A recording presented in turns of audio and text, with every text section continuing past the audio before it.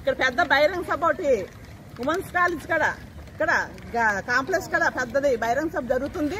మనం 2 గంటలకల్లా మనం ఇక్కడ నుంచి అందరూ కూడా బయలుదేరాలి.